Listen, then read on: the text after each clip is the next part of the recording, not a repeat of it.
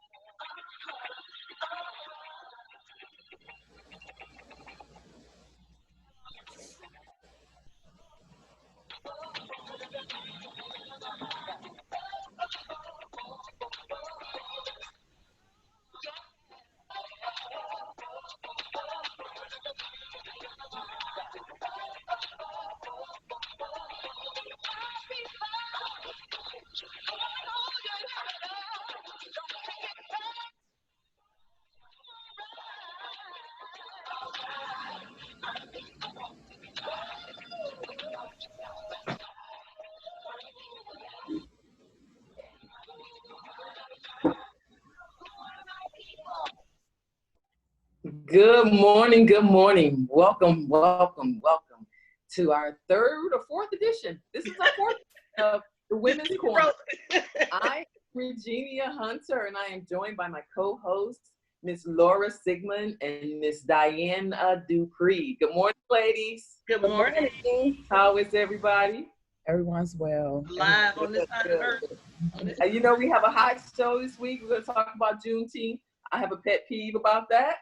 I'm a little irritated about that. We're going to talk about Juneteenth and the table. Who's on the table for VP pick? And then, of course, Laura wants to talk about the music of yesterday and today. You know, the music hasn't changed.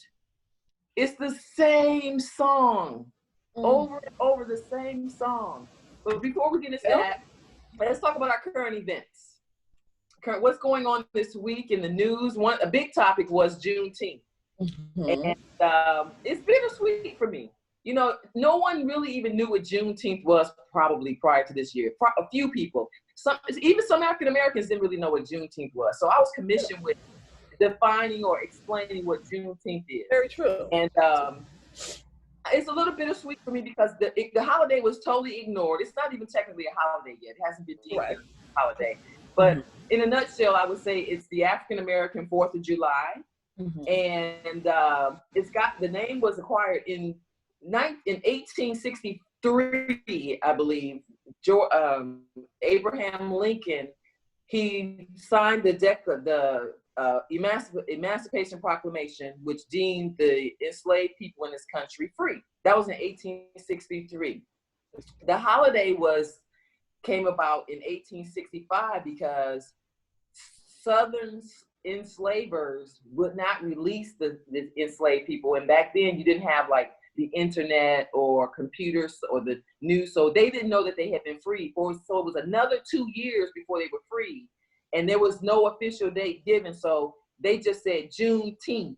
You know, they didn't even say a specific date because they didn't know when they were actually free, because the enslavers held on to them as long as they could. It was another 2 years before they were actually free. So in Texas, they declared June 19th as Juneteenth to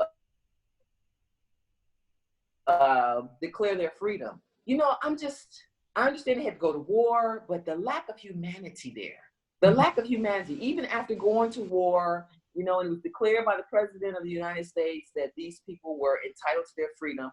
They fought for that. And to this day, there are people who still believe that we should be enslaved. And you know, the interesting thing, you know, they really tried to justify slavery by saying that we weren't as humane, or that coming from Africa, we were placed in a better situation. Let me explain something. The people who came over from Africa were enslaved. The people who came over were just like us. They were educated, they were scholars, they were navigators. In fact, they used Christopher Columbus used black navigators to get him to the United States.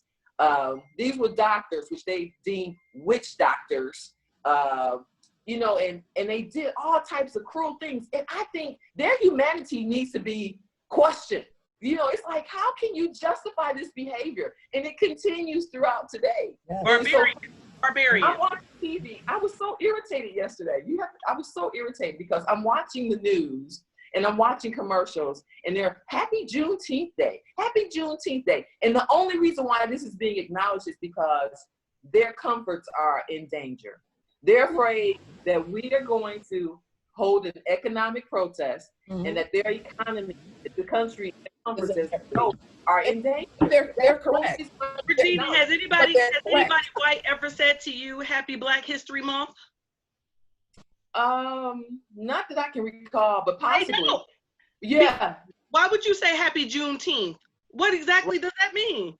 Right. Well, what does Happy Black History Month? If you want to put the behind it, the only history there is because I was on a conference call and 3 people who of a different nationality said Happy Juneteenth, and yeah, it is Juneteenth. No, to acknowledge it is great. I don't know that you say happy. Right. But the thing what do you say, though? What do you say? There is no history without Black history. We provide the foundation. African people, we're the original people, the most ancient people. And to exclude us and to write us out of history is to exclude and write yourself out of history, because you would not exist were it not for the African people. The comforts you enjoy is the result of the free labor provided by the African people, the foundation, the technology, the educational system. It's all, as James Ingram and Angie Stone just said, we were the backbone of this country. We did this. Right.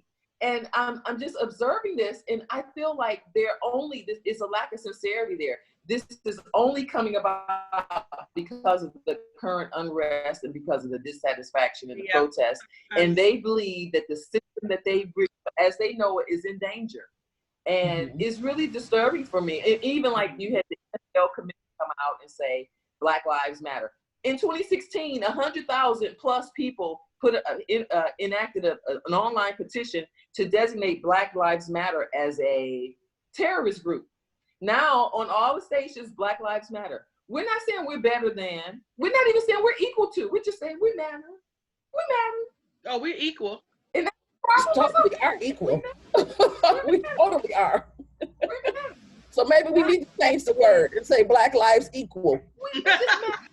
You know, we matter. I mean, how benign, how much more benign can a statement be? We matter. We just matter. You know, when that black waiter is serving you at your table or cleaning your house or, you know, all the subservient positions that we're in, do we matter then? We matter. You know, this is just so ridiculous to me. And a lot of the reactions I'm hearing from friends who are in corporate America, the executives and the VPs and the CEOs are sending out letters and offering to have meetings with the team members. They want to talk about this. What? Now they want to talk. What? Really? But you can't be upset with action because they have to react. They have to respond. They have You're to. right, Diane. And I think we can't be upset with them not respecting and responding, and then be upset with them respecting and responding. Exactly. So you're right. You're absolutely right. Pick one of those. That's right. We got to calm the storm at some point and allow them to be. And whatever their response is, though, is disingenuous. You're reacting. That's not for us to determine. Because it's the right thing to do. That's not for us to determine. We're doing too much. I think we're overthinking when we go there. When we go if into if we don't, we end up right back to where we were in the 1960s. If we did that because of the pressure, not because it was the right thing to do. But if we do, we then don't get any further because we are yet dissecting your genuine motives and your genuine character as it relates to you're just doing this because of the public and you're afraid. So if we were to put it into context, we do say Happy Veterans Day, and we recognize why we do that. You know, we acknowledge and we say Happy Memorial Day, and there are people who died for the pleasure of this country to be free. So in that frame of mind, it is acceptable to say Happy Juneteenth. It is. No, that's not the problem that I have. The problem that I have is this knee-jerk reaction in terms of doing the right thing because it's the right thing to do. Absolutely. We know. I think we know. But here's the thing: the people get to say territory. We're stumbling into a spot, Virginia, where there was no foresight before, so we don't even have a real dialogue yet on what this is. And so, to Diane's point, I want to be upset about you just now acknowledging it, or you made it popular. I think it's more a matter that, for me, that you made it popular. And for those who didn't do it, not just Juneteenth Day though. So right. you know Christopher Columbus was a terrorist. You gave him a holiday. He was a murderer and a rapist. He killed children and women. But he has a holiday. And now you take that. Yeah. You should have done that hundreds of years ago. You know, Christopher Columbus, these are there. So Virginia, I'm no longer able to protect in opposition. I'm no longer able to protect you, Virginia. I'm no longer able to protect you. Everybody has just saw your truest colors. They know that you are a rebel, riotous, a rebel, black power. I reject that because I'm a rebel because I'm saying we deserve justice. We deserve to be treated. Virginia is fed up. She is out the box. I say she got these bones, baby. She digging these bones up. Really? I mean, yes. I love it though. I love my little rebel. Years ago, you know, I'm just feeling like it's too little, too late. Why is it? You just now? This is just now? It's like, really? Am I the only one feeling like this? But it takes some people longer to realize. I think that they have realized it years ago, but I think the uproar with us that we have said enough is enough, and we've not taken another step further until you guys acknowledge, respect, and respond. So therefore, the people are saying, but Black Lives Matter. Okay, because here's the thing, they did the same thing for the LGBT community. Right. Everyone wasn't on board, but they responded and reacted because if you did not, you felt the backlash. So therefore, they did it and they said it until they felt it. So I'm okay with you not feeling it totally, but keep saying it. You can smile and you can say it while I'm in your presence, but at the end of the day, if you make it, they know if they make any sudden movement that is wrong and inappropriate at this moment, during this movement, it's not possible for us to it suggests to me that it's disingenuous. And that could very well, that could very well go back to the old way.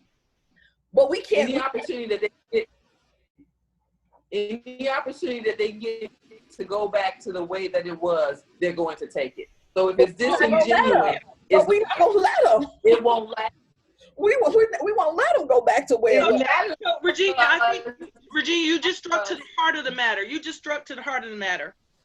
Will it last? No, because and well, it could possibly. We're in the process of the movement, so we don't know about the long-lasting effects. Absolutely. We don't know yet. And I think that's up to us. Yeah. Okay. I think that's up to us because the LGBT did not move. They did not change. They stood dead fast. Let me get to the meat of my comment. Oh, you have more. Okay. When we were marching and protesting for the civil rights movement, they added on women, white women, and they added on gay men, which included gay white men. To this day, you want to know who benefited the most from civil rights? White women. And we're still struggling with the same civil rights. Right. That's because what they gave us was not genuine.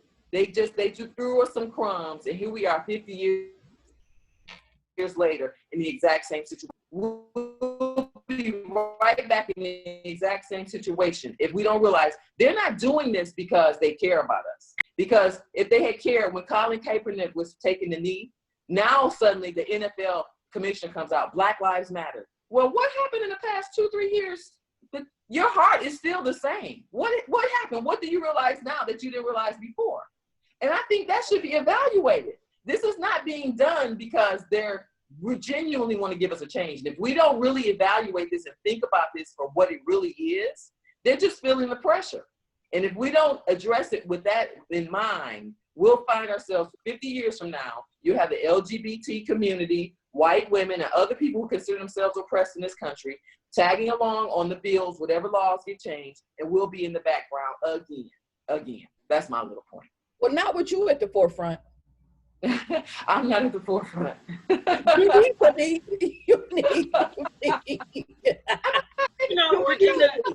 Virginia, I totally feel you, and I think people need to be called into account. I truly believe that, and I think what you're saying is relevant and real, and now is the time for us to all put all our disagreements to the side and have a united voice. So I agree with you on that. But I think if we were to look at it from a biblical or even historical standpoint, people start at one space, and then elementally or environmentally or socially, you start to become more ingrained and aware, and you can start. I think of the story in Acts between Paul and Saul, right? Being one way, and then having, I'm not going to say just the Holy Spirit, because we're not talking about a spiritual thing, but it is a spiritual thing. But these people have had for the longest time a sense of entitlement, and they are holding on to it, and they have to get comfortable with the discomfort of it being shed. We are renting the fabric. We are ripping the fabric. Sure. And it's going to take a little time. Well, we got to deal with the true problem first. If we're going to really, really deal with the real issue, let's start at the top. And I'm going to go here, and people aren't going to like it, but it's the truth. The Roman Catholic Church orchestrated this. The Roman Catholic Church gave Western Africa to Portugal and collected a tax on every human being that was shipped out of Africa. That's why they're so wealthy now. The Roman Catholic Church, until they come forth and correct their wrong, it's going to continue to be wrong, because that's who really rules this world. They're the ones ruling the world, and we take orders from them. We don't really want to acknowledge it or accept this, but that's who's ruling this. They were the organizers, the implementers, and the executors of racism as we know it today. And until, that there was some, but in the 90s, I think the Pope went to Africa and, apologized and said it was wrong and everything. But trillions of dollars later, And there are things in place that continue to allow this to exist. So until we deal with it with the real core, we're not dealing with the real issue. The police are they're trained to do what they're supposed to do. They're the patty rollers from slavery who went out to protect the slave master's property, which were enslaved people. They're trained to be the way that they are. Mm-hmm. Religious persecution has happened since the beginning of time, since the Old Testament. Religious persecution and activation, where you think you're a dominant force and your system of religious sites are much better than anyone else's, and just simply trying to do that. I can see your point of view from the Catholic Church, but history has told you the Mongolians and other tribes in Asia Minor, you'll see where they really did a major occupation and tried to wipe out total civilizations that would not conform to their method of Christianity or spiritual living, whatever. But for all intents and purposes, in 2020, they're getting their comeuppance, I think, Virginia, with all the predatory practices that they actually have inside of their own space. They're starting to get a little introspection for the first time ever, with young men coming out talking about just how broken that process is. You can't reign forever. How can we expect justice from an unjust system and unjust people? And so we got to deal with this issue from that standpoint. Right. And that's real talk. That's real talk. Because, I put a little pressure on you. For example, the chief of police in New York, he took a knee with some of the protesters. Then he went back in his private email account and apologized to his fellow workers and said it was probably one of the most degrading moments of his life. And he apologized for taking the knee. So he just did there that was no to appease sincerity. The protesters. But yeah, he was embarrassed. He doesn't know what he's in conflict with. And that's what I'm saying. That's what I'm saying. Yeah, all these news stations and all of the companies that are coming out, it's not real. I don't believe it. And I don't for one reason believe that it is, but we can't get stuck there. I totally agree that it's all not very genuine, but we can't get stuck in the genuine, reaction from them and forget our purpose and our point in being out here. And that's what policing everybody's moral character. Absolutely. The enemy will come and allow us to be distracted. Yes. So what progress we lose protesting almost a month. What's the progress? What have just like we just talked about. You've been hearing people talk about the reparations. In California, they've made a difference. They're making a difference in different places. It doesn't happen overnight. In New York, they now have Juneteenth as a holiday in the state. Absolutely. They're making a difference. The protests and all of this is making a difference, but it's not going to happen overnight. It doesn't just abruptly, we wake up and then there's a new change. Yeah, the wall did not come down overnight. But I believe that there is overnight. It's happening every day. Every day in another state, something is happening. And so we have to be consistent. I disagree. It can't happen overnight. It can't happen overnight, Diane. The world changed in 3 months. When they signed the proclamation, when they signed the Emancipation Proclamation for us, it took how many years for us to be totally free? We're not going to wait a whole nother 2 years. We're not going to wait a whole nother 2 years, but when he signed the Emancipation Proclamation, technically we were free, but they didn't release them. They didn't release them. Exactly. So all of a sudden, he was going to run around enforcing free to Black folks, but Black people. Very true. Right. What I'm saying is that process was done overnight, but the entire process was not done. So at the end of the day, we have to allow the process to happen. We can't find out in everything. I don't believe that there's anything is working. I don't believe that people are genuine. I don't believe this. We have to stay focused and positive in something because we control what we can. Absolutely. Control what we can and not get Which is why we need to pivot to why we need to give our VP picks for Biden, because it has to be real. Yeah, okay. And Biden is our only option, right? Okay. Dang, Diane, dang. I'm just saying, we're all a rebel at heart. So therefore, that's why we love each other. Virginia, I can't hear you. Diane, can you hear me? I can hear you fine. I just can't hear Virginia. She's saying something. She mad. I want to know. She's saying. Do you all think Biden's going to select an African? Do you all think he's going to select an Diane, Regina, you're going to have to type it in the chat room or something because we can't. Yeah. We're losing you. You're fading fast.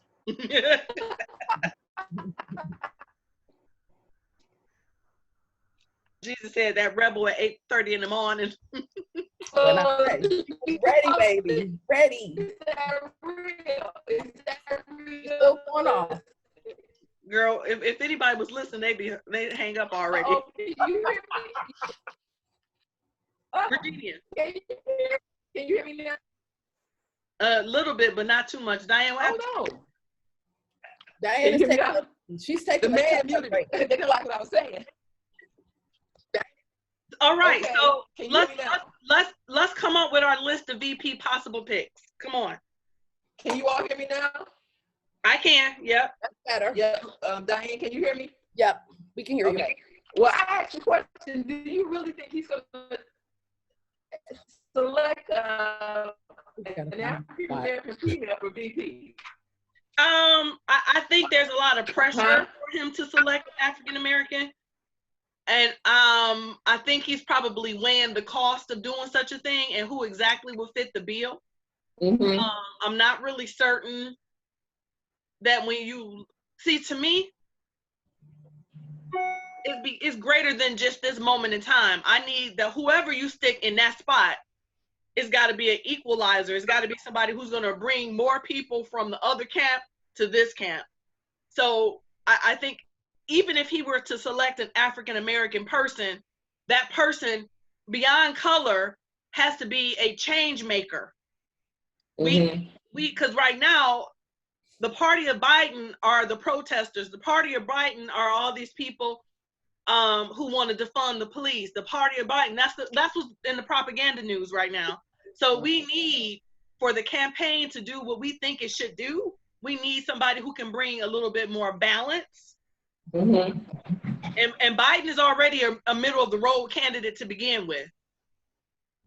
He's a middle of the road candidate. He's not a progressive. He's not all the way on the other side, on the left side. He's a middle of the road fella. So we need ability. We have to be careful. We have to be careful with just selecting someone based on race. Right. Prefer he select a man, rather it be a white man who has our agenda on the table and at heart. Yeah. There are candidates. There are candidates that could be selected who may be in opposition to our agenda. So to simply say that an African American female would be the best person, I would like automatically ring someone. true. That's exactly right. Yeah, I would like to know. It's a novelty. It would be nice to see, but I have to know what this person's agenda is, and politics get to be really tricky.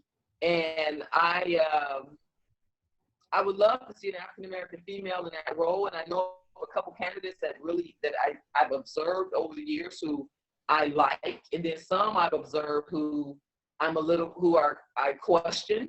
I understand politics is I do a favor for you, you do a favor for me, and sometimes they don't have the luxury of being genuine, or they don't have the luxury of going with their heart.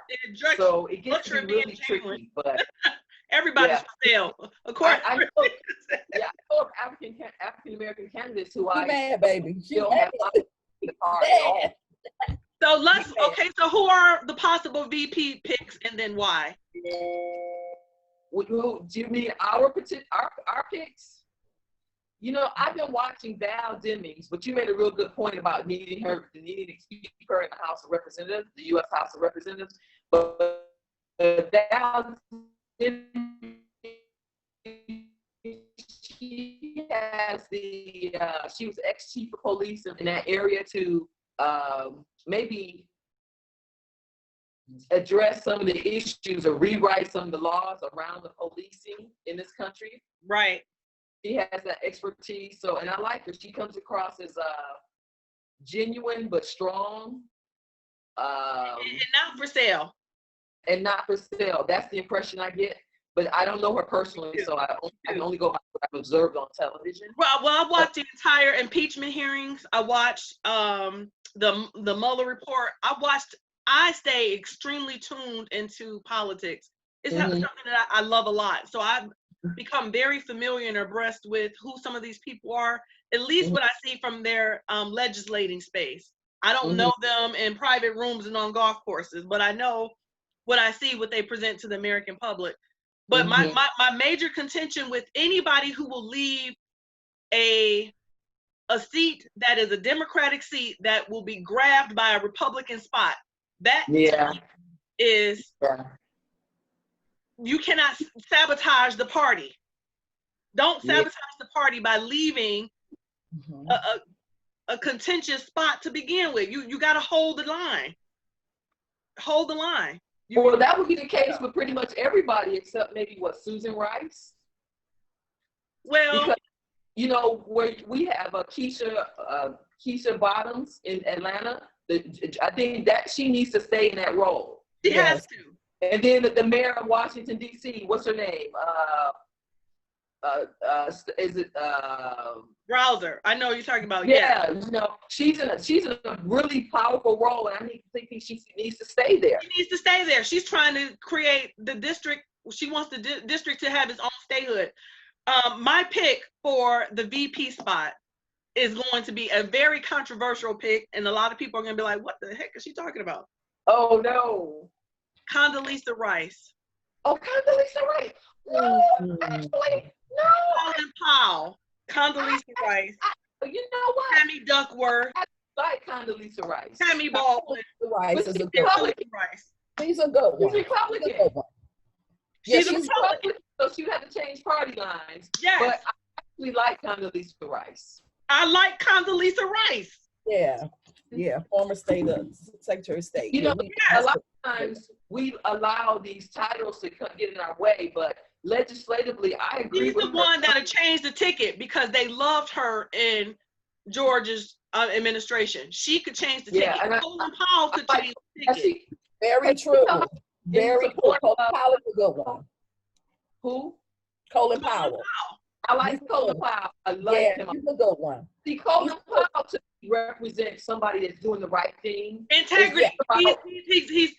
He's not for sale, and he has a point. He's not for sale at all. Exactly. You know, I don't know. Has Condoleezza Rice come forward though in support of Joe Biden? No, Colin Powell did. No, I think Laura is pulling her, is trying to snatch her to the forefront. She has no idea. She was trying to become the commissioner of That's a good one. That's a good I think Condoleezza needs to change. See, this is not a party issue. This is the unification of the United States. Yes. You got Laura, you're making a good point there. As opposed to Republican, Democrat, how about we do what's right? Absolutely. Unification of the United States. Absolutely. And that would definitely show the very, very powerful. Yeah. Yeah. Laura, that's a really good point, Laura. Really good. Thank you. So, but Laura, has Condoleezza Rice come forward in support of any candidates so far? She can't. She's still carrying the red. She's still carrying the red. Remember, she's ultra conservative and she's mute, but she's powerful. She's ultra conservative.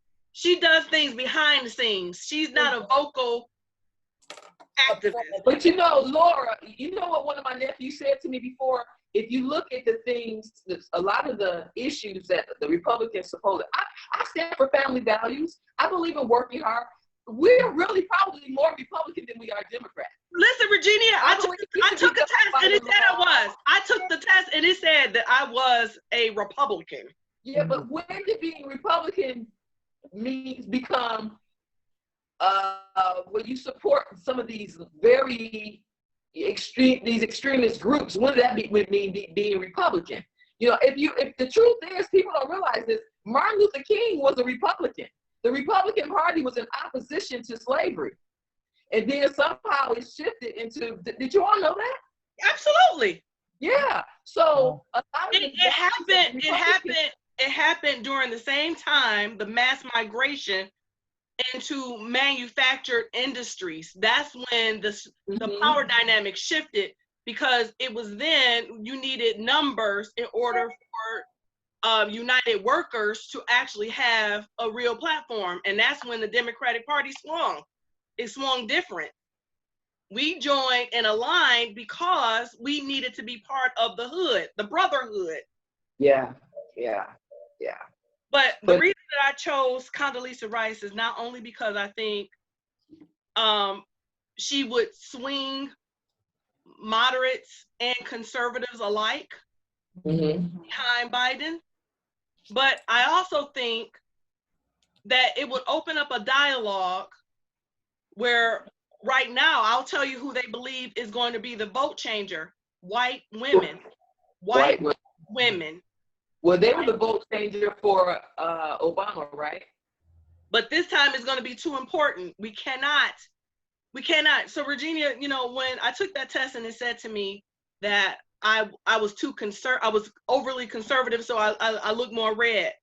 What separates us? What separates us from the other people? Not our religion. We all claim Christianity, right? It is economy of scale, social programs, and law enforcement. Well, this is where it becomes a problem with this social programming and things like that, is because African Americans are so disproportionately excluded from the economics benefits in this country. So that's where they lose the African Americans, where if the playing field was level, and I don't know that we'll see that in our lifetime. You know, it's as simple as, you know, if I have $1 million, I personally believe that if I was a billionaire, I would want to share the wealth.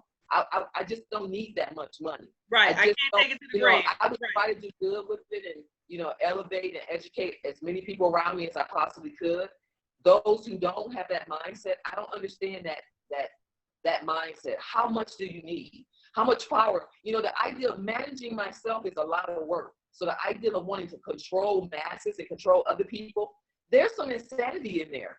There's something insane about that the need to do that. And that needs to be studied and evaluated. Power is the formula of power. I mean, listen, people who want absolute power are absolutely corrupt. Yeah. And they will do by any means necessary to maintain that power. And that's the struggle.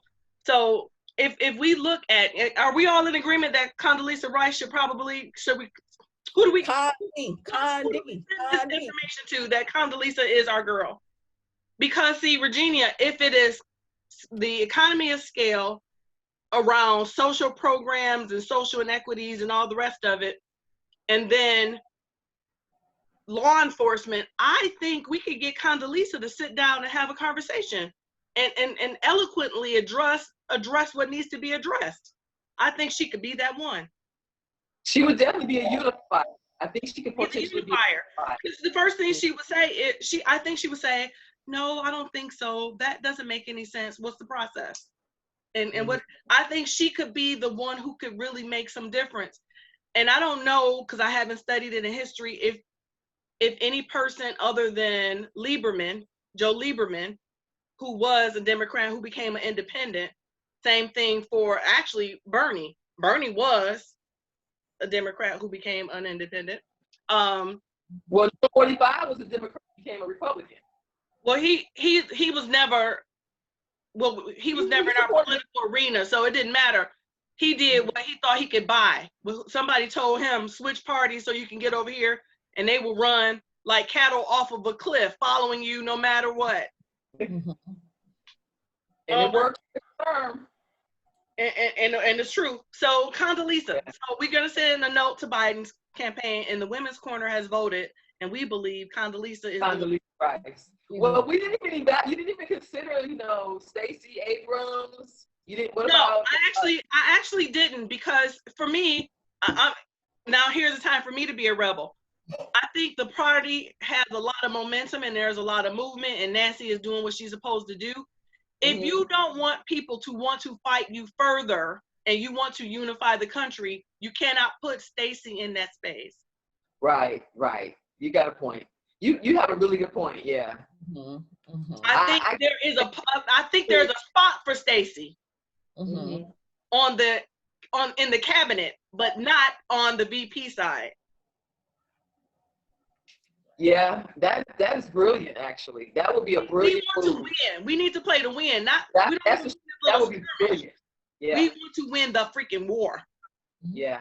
Either Condoleezza Rice or Colin Powell. That's it for me. I mean, I looked at Susan Rice. I like Susan Rice. I even like Valerie Garrett. I like her too. But Susan Rice. But really, I even looked at Kamala Harris. But she was disingenuous even. Exactly. In her own statehood, I believe. Prosecutor. But I think, again, and I want to say this in her defense, be the first Black prosecutor for the largest state in the union with all white people around you, she was not a lawmaker, she was a law enforcer. And people get her very confused with what the role of the prosecutor is. Though she could have implemented some level of change, her job was to enforce the law. And we get mad but as enforcing it. Laura, there comes a point in time, particularly as an African American in this country with our history, there comes a time when you have to stand up for what is right. I've been in positions, I remember I was sent to jury duty. They, of course, excused me very rapidly. And there was it was police brutality. And the judge, and they wanted to know if I would follow the law. If I could listen to what the case, the testimony and follow the law. And I told the judge, I said, there was a time in this country where I wasn't allowed to vote, where I couldn't drink off the same water fountain. I said, so if I find your law to be unjust, I will not follow it. I will not. They excuse me. And you are Virginia, here's what I learned from corporate America, and I would have been just like you. But what would have happened is you discounted your future value by stating your purpose up front. You showed your hand. You showed your hand. Learn exactly, Virginia. What I'm saying to you is you could enforce change. Upholding an unjust system. It wasn't that. Listen, Virginia, let me explain something. Listen. And I told this to a very prominent African American man. I said to him, while you're walking around spouting your principles, you're losing the strategy. You're in a position and you should be coveted and quiet. The Bible tells you don't let your left hand know what your right hand is doing. There's a reason for being able to embolden your strategy by using it defensively when it's necessary, but be offensive first. Plan it so that you can execute it. Sure. You can make more move and more change with the strike of your ink pen than anything you say.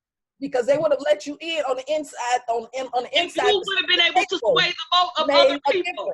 Made a difference. Absolutely. Okay. And in the meantime, how many Black men and women went to jail under her watch as she upheld this unjust system?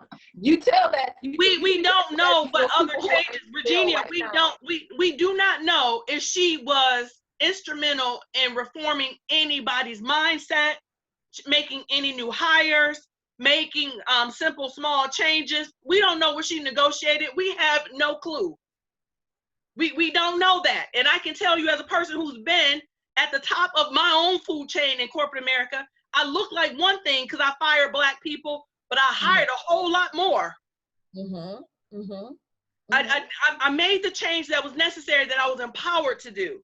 Now, she can't be sacrificial because, look, you topple the one person that you have as an advocate inside of the system, now you have no representation. Right. You can't do that. Right. It's more to it. But again, I felt she was disingenuous, because what she should have said, if she really wanted to, yes, I was the prosecutor for the largest state in the union, but I also did this. She should have said it then, and she did not defend her honor. Because if she had some, it could have come out then.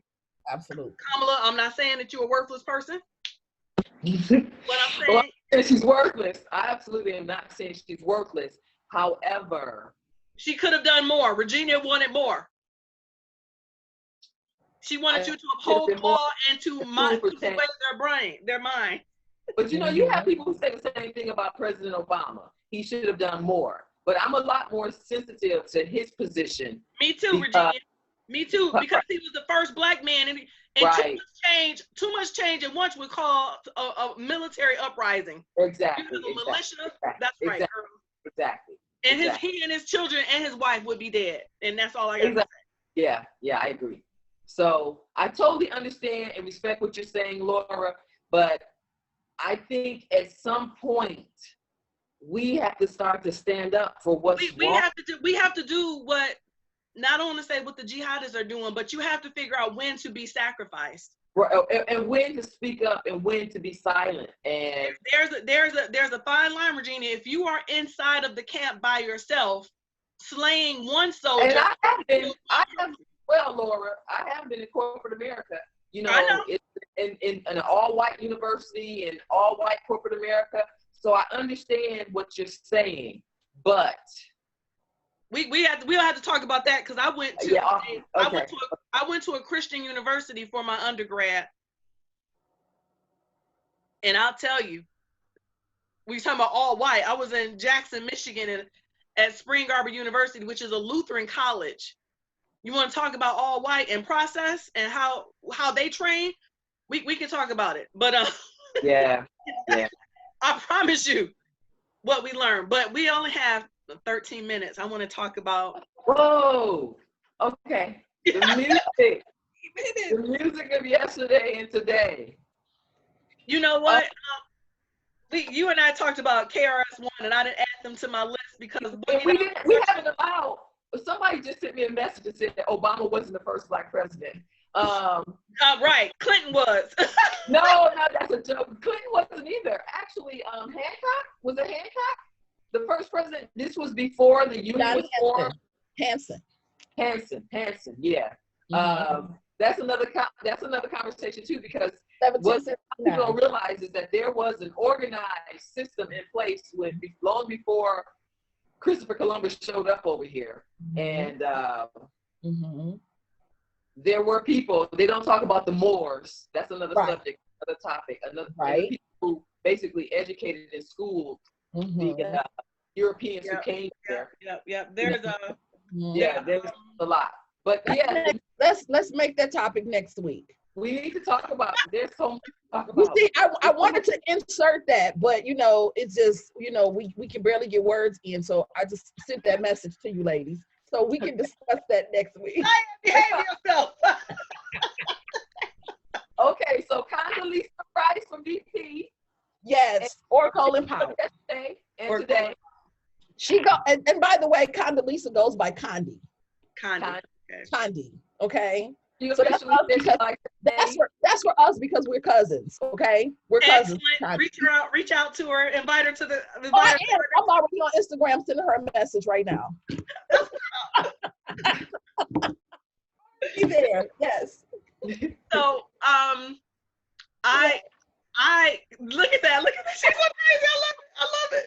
That's what's up. I have a very limited repertoire of music.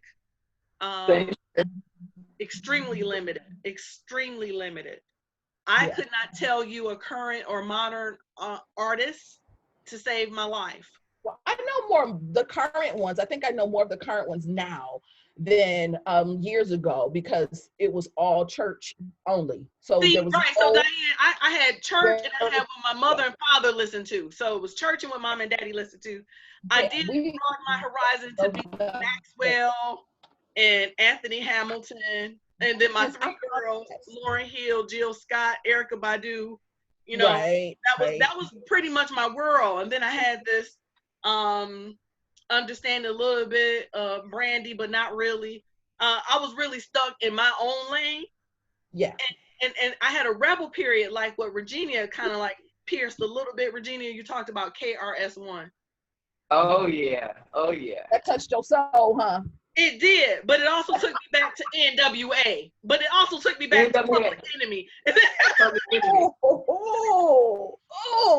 For my list, The party started.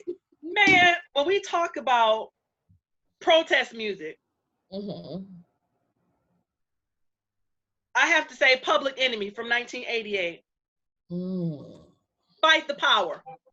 Yes. Fight the Power. Yeah. I got NWA from 1988. Fuck the, you know. But it's so weird because even though the music is still so applicable to today's time, that shows us that nothing has changed, which is very sad, very ridiculous. And so I'm looking for new music that speaks to the change that will come.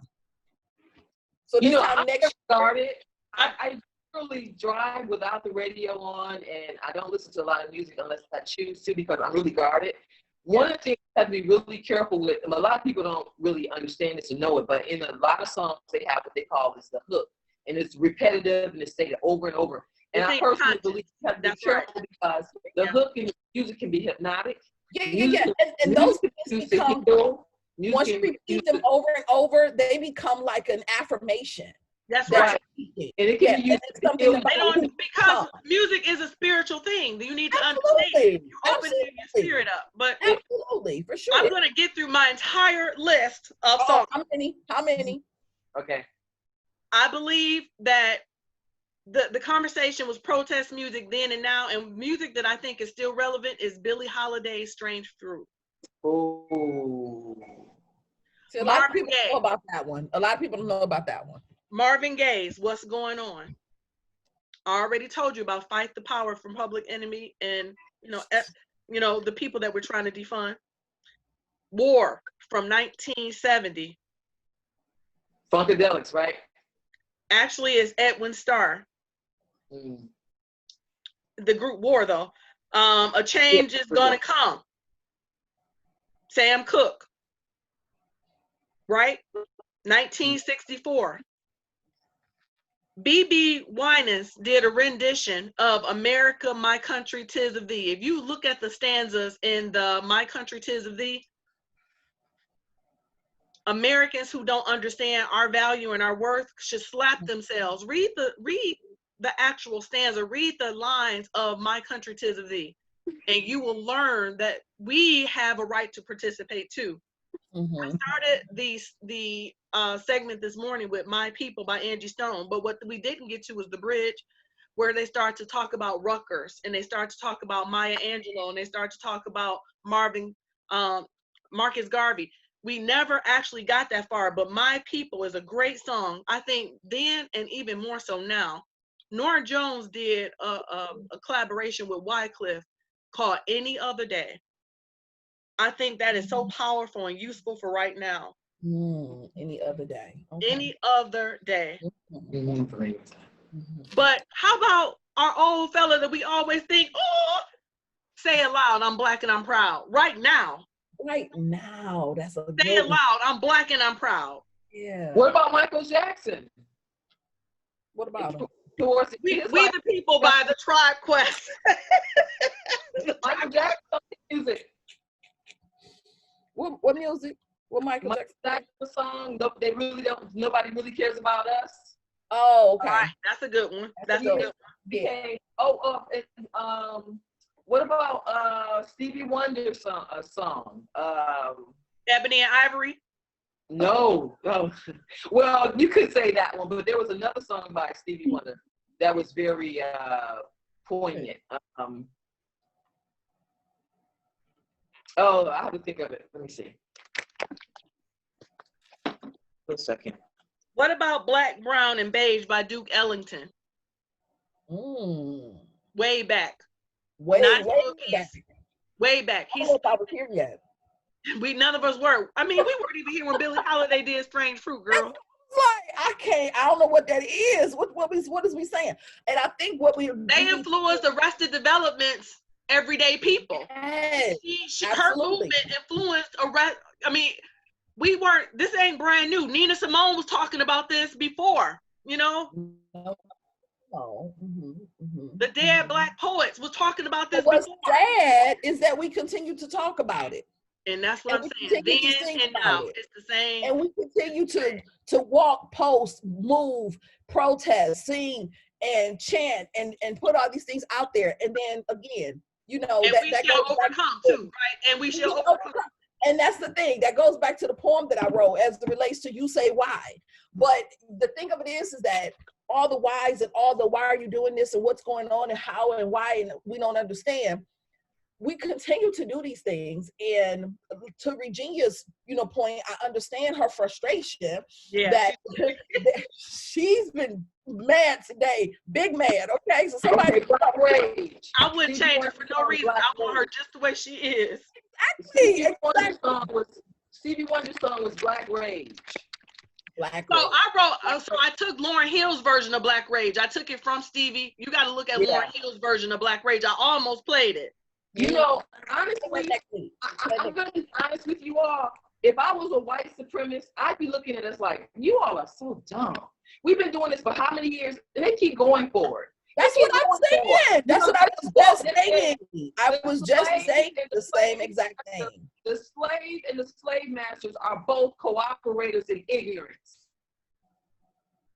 When are we going to start taking some responsibility for the predicament that we're in? They do what we allow them to continue to do. So if we continue with this passive mindset that, passive aggressive. We got to do this third way. Regina, go ahead. Set it up, baby. I'm a ride or die with you. I'm in. Set it up. What's up? I'm not saying go out and harm people or anything like that, but this is all about wealth and money and power. We have to hit them where it hurts. They want wealth and money and power. So if we say to them, you know what?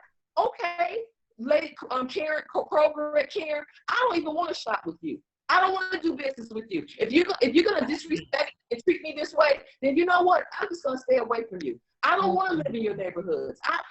Fine. How long are we gonna take this abuse? We have Diane, are you seeing this picture, Regina? It looks horrible. She's gonna be so mad when she sees this. It looks horrible. Your mouth is frozen wide open. And your eyes rolled up to the back of your head.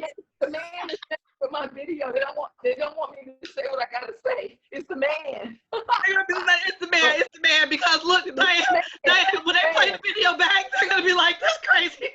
Just shut her up. But seriously, you guys, how long are we gonna keep rolling over? Absolutely. Let's do this because we only have about a minute left. Let's do this real quick. So what do you guys think about Bolton and his book coming out with all of his trade in-house secrets? What do you guys think? What is so odd to me about him is he was so on Trump's side when he was testifying. Okay, he was so defensive and had all the right answers and things to say. And it's like something happened behind closed doors. They got into a cat fight. And once he was out of there, he was like, and I'm telling everything.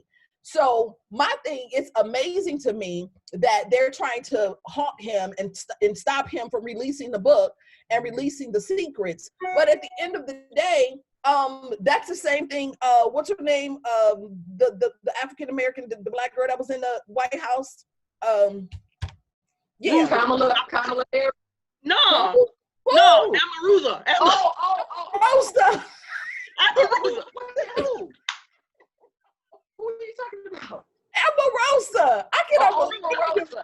Omarosa. Yeah, so she tried to write her book, and they it's like, you can't write, you can't. I mean, you haven't heard about Amarusa no more. Exactly. They silenced her. I know her name. I couldn't stand her. When I saw her pop up, I was like, "Girl, get out of here! You got no heart." For one motive, but that was a whole point to bringing someone in with a total, poker face, and she had all type of, ulterior motives behind the scene. Because why would you be recording all these messages and things in the White House? Because she knew what the monster was from in his reality show. She knew what she was dealing with. She knew that. And but the thing of it is, she knew she was a short fuse. I got the short firecracker, y'all. They invited her to the wrong cookout. Guys, it's 9:30. It's time for me to start my class. The time is up. And Virginia, your mouth is still frozen open the whole time. Yes, frozen. Next week. All right, ladies, it's been great. We'll see each other next week. Let's pick a